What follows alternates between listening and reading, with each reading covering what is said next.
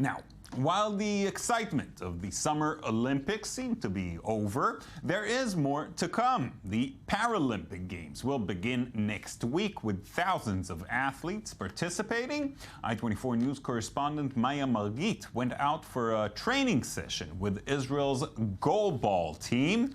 Let's take a look. Never give up and always aim high.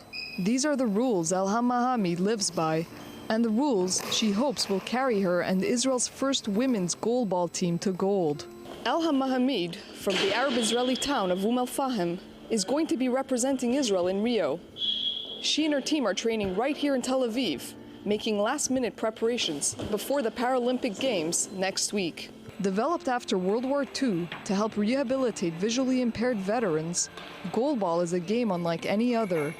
Goalball is not a regular sport. It's played in teams of 3. There's a ball with bells embedded inside, and the objective is to get the ball into the opposing team's goal. The bells are meant to help players locate the ball. Participants wear eye shades to ensure that those with partial eyesight don't have an unfair advantage. When she was 4 months old, Mahamid was diagnosed with achromatopsia, a disorder which left her unable to see color or at distances greater than 2 meters. Goalball is really important to me. It gives me the strength and motivation to keep going. It makes me feel that I am capable. My teammates are like my second family. We're always together. I spend more time with them than with my own family. Mahamid, who is also the captain of the team, has been playing goalball since she was 15 years old. She believes sports can help Arab Israelis integrate into Israeli society. Politics and sports, as I've always said and will say once more, cannot coexist. Sports unite and create bridges between people. In sports, I really feel a sense of belonging because sports do not bring out people's differences. Mahamid is proud to be representing Israel. But Israel's national symbols remain a problem for many in the country's Arab minority. Israel's national anthem doesn't speak to me. It has no connection to me. It's not that I have no connection to it. It's actually the reverse.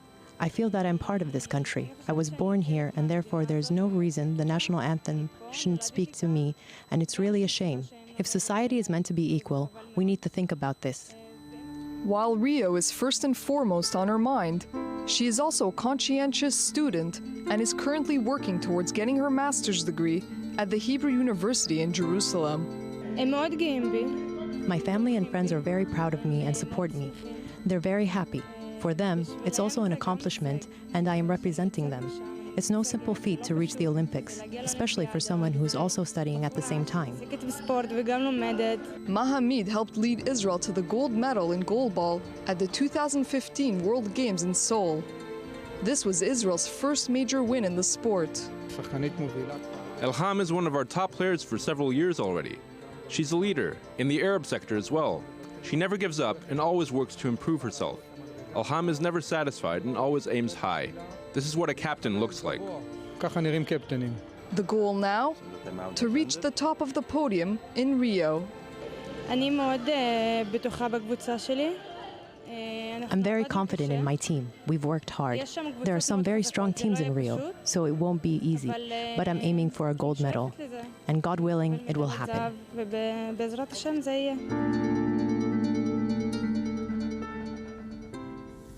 And Maya Margit is joining us in the studio, as well as Jonathan Regev, host of the Sports Magazine.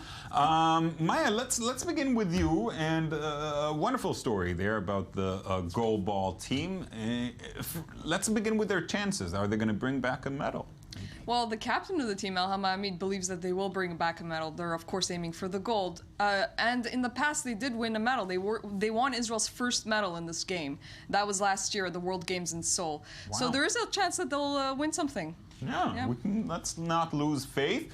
Now, how are they doing? I mean, what plays in their favor? How do they get the support they need from the state, from the public?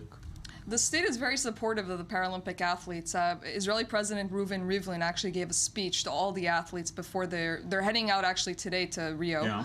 And he gave them a speech, and he apparently, according to Mahamid, it was very inspirational. He talked about equality. He didn't mention religion. He didn't mention, Arab Israeli, Israeli, Jews, non-Jews. It was apparently a very motivational speech. And so they are getting the support of the state. But on the other hand, Mahamid, interestingly, she told me that she feels that the media has been taking this story and making whatever they want out of it, and that she says that they've been misrepresenting her messages and her words. Because what happens is in a live TV report where you're being interviewed live, you can say whatever you want and you have the whole sentence there. But when it's in a report that's been edited, sometimes the sentence can get cut in half, so the context can disappear. So she's not entirely happy with the way Israeli media is using her. Why? How was it presented? Well, she didn't name any specific stations. She wasn't very specific with me, but apparently her message is that sports and politics don't go together. Right. But on the other hand, she mentions that she feels no connection to Israel's national anthem because there's a lot of focus on Judaism and things like that. So for her, there's no connection. But she said that some Israeli media kind of took that out of context and they changed it. It's a complex reality.